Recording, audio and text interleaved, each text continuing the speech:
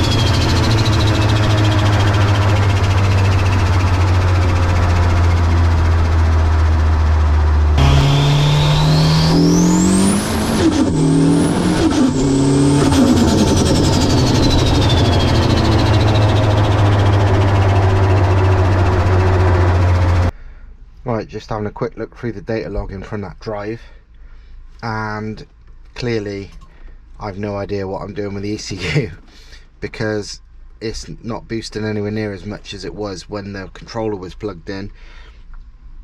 Well, you know, the boost solenoid, even though I only had a quick look, but I thought I'd set it to 0, but clearly not.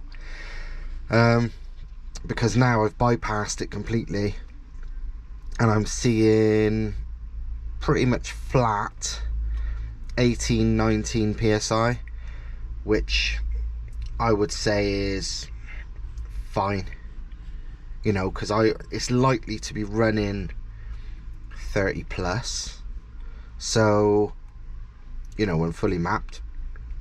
So 18-19 at wastegate is plenty, you know. There's no need for me to go less than that. It's pointless really. Quick check, and fault codes are fine. Instrument cluster and ABS stuff, obviously, because it's not fitting the right car. And the crankshaft camshaft one is because it's got an NA cams and NA like trigger wheel thing, so it's not going to be exactly correct. But I told them what the value was and they said, yeah, that's nothing, that's fine, that's normal. So yeah, I'm going to try and book it in for mapping now. I suppose I better smoke test it and do a few other little bits, but I think the car's ready. It's been a couple of days since I drove this car on the earlier part of this video. I've just been busy. I haven't been able to film anything, do anything. I've just been busy. But anyway, something only occurred to me last night, which is quite important. And that's the fact that both times I drove this, so on this video and the little bit in the last video, both times I thought, fucking hell, I don't remember this car being quite this sort of responsive and sprightly. I mean, it always spooled up amazingly fast for that massive turbo, but it seemed much more so this time. And the one thing especially which kind of confused me was the fact that I went out to drive it in this video and basically I could see full boost and full everything without trying very hard on all the sort of very, very, very small straights around here, which kind of confused me a bit, because I remember the first time, you know, when this car was, I originally built this engine, I used to go all the way down to the M50, which is about 10 minutes away, to use the straights there, because on the straights around here, they just really weren't long enough to truly hit definitely full boost. But it was on this video. It's like, what? And I thought maybe I was imagining it. I don't know. I was just a bit confused. I thought, well, the car's exactly the fucking same. I haven't changed the map. I haven't changed the engine. I haven't changed anything. So why the hell is it so much better? And I was like, oh, hang on. I have changed something. We've got a different inlet manifold, haven't we? I'm not saying this inlet manifold's fucking magic and it's made like million times difference, but that does tally up exactly to when we did the twin plenum one on my R32 Skyline. Again, that literally transformed the fucking car. It was exactly the same turbo and everything, and fitted that inlet and it was like a different car. The same on Steve Will's BMW M3. I got the dyno graphs for that somewhere, but literally like a different car. But basically, yeah, maybe I'm imagining it, but I'm certain I'm not, considering, like I said, it's gone from using the motorway to even the shortest straights. I'm pretty sure the twin plenum inlet has helped me, has helped this. Basically, what it would do, it's not like it magically makes it spool up just because of that. No, the inlet seems, at least, to make the engine more efficient because it's more equal flow and blah blah blah, which in turn Obviously the engine makes exhaust gas, and exhaust gas spoils turbos. So yeah, it worked on the other cars, and I didn't even realise until last night that it seems to have worked on this too. And I'm not at all surprised, because that's kind of what they do. I've not fitted it for more power, because they won't make more power. You just fit any old massive, all you need for power is as big a plenum as you can. But that's, you know, I'm not on about power. So what it seems to have done is why I fitted it. So that's fucking good. In other news, well, basically the car's ready to go. I need to quickly smoke test it, and it's ready to be mapped. It's actually booked in to be mapped already. That will be in 1 week's time. It would have been sooner, but there was a few issues with the dyno, so we delayed it a few days. I mean, it would have been done tomorrow, but unfortunately I've got a speed awareness course to do because I got caught speeding again. So I can't do tomorrow, unfortunately. So it'll be in a week. And to be honest, that just gives me more chance to make sure this is all buttoned up properly without rushing too much. So I don't think it's a bad thing. But don't get me wrong, I'm fucking dying to drive this. If the weather's nice tomorrow, I might just drive it around a bit, just because not because I need to. And I can't drive it hard because it's not mapped, but it's just nice to fucking drive. It's enjoyable. So, hey. In other news, 3 turbos. These are those 3 really bloody good spec K26 marine turbos that I just basically randomly bought a little while ago just because they were a good deal. And because I'm skint, and to be honest, I've not got a use for them for anytime soon, I'm going to sell them. Wow, I've sold one already. But I will show you some things. Basically, the person who I've sold one to, he wants an unmodified one, even though he's actually gonna modify it, but he's gonna do it himself. So he's bought this one. That is how it is normally. And these 2 are ones that I have already cut all the water-cooled turbine housing bullshit off it, because obviously that serves no performance purpose. That's just a marine thing, so fires don't happen. And these 2 I'm going to sell, you know, to whoever wants one.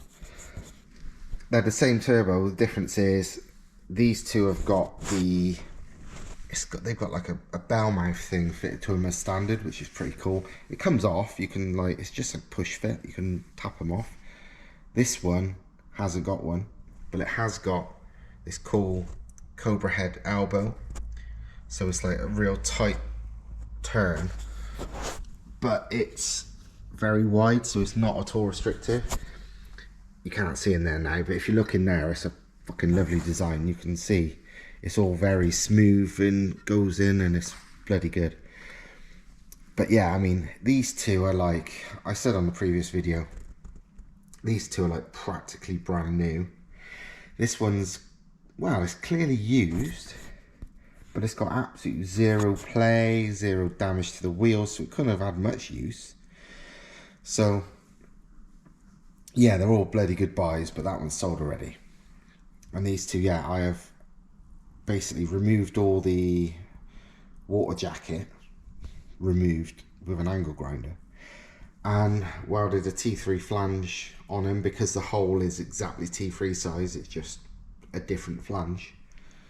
And yeah, these would be fucking up for sale by the time you, well, maybe by the time you see this I'll have them on eBay, if not soon after. But if you wanted one, you could just contact me on any social media and get hold of them. But yeah, they're bloody good. They're like 54-54 in sort of precision turbo terms, for example, as in a 54mm inducer compressor and a 54mm extruder turbine. And the housing is, I can't remember if it was 8 centimetre or 10 centimetre. It's fucking small though. And it's, yeah, basically they're the equivalent, I would say, of like wheel size. Is very, very much like a whole set HY35 or Garrett GTX 30. Although this is, well, like a GTX 3076. It's a bigger wheel than a 71. But yeah, they're really bloody good. Let me show you how different the turbine housing looks now I've cut all the shit off it. That is exactly the same housing before and after. That housing looks like it's twice as big, would spool really slowly and all that, versus this one. In reality, they're exactly the fucking same. It's just this one has got water cooling shell all around the outside.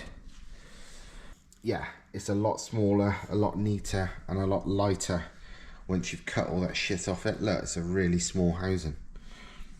But, yeah, I mean, look at it. Tiny. Massive. Same fucking housing. So yeah, these are now really bloody good turbos. If I wasn't skint, I would keep them, because it's the kind of size turbo that's very useful for everything. They'd be mint on a 1.8T, they'd be mint on anything up to like about, I would say, 2.5 litre, same as a HY35. So like, you know, 2.5 litre Beamers, 1JZ, stuff like that are always great with this size turbo when you're looking for like super fast spool and anything up to about 500 horsepower, but with like mega fucking torque. And on things like 1.8Ts and stuff, they're small enough to spool great while still being big enough to make massive fucking power. So yeah, I like this kind of size turbo, but I've got no use for it at the moment because I'm using almost the same but T2 flange, and actually slightly smaller than this, but near enough. It's going to go in that. And obviously the other one has got a much bigger turbo. So these, I'm better off having the money.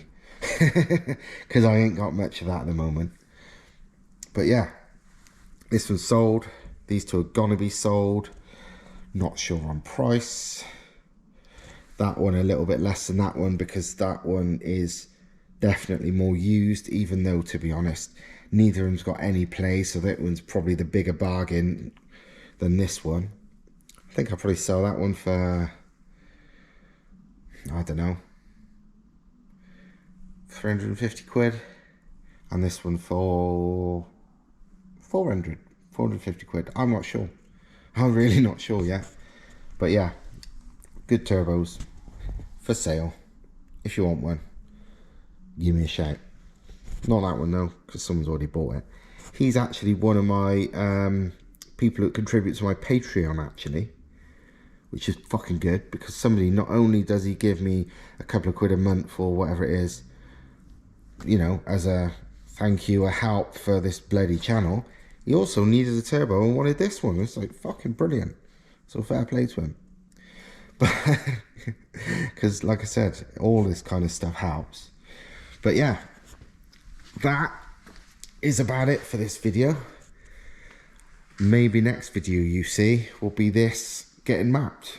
Maybe, maybe not, because it's like I said, it's a week away.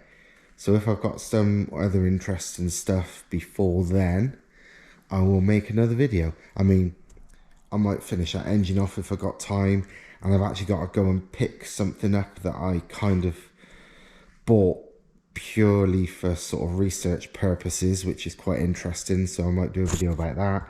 I don't know. But yeah, mapping for this in, wow, less than a week from when you see this video. So probably you'll see a video about it, good or bad, in about a week. But anyway, that'll do for now, and I will see you next time. See you later. Bye bye.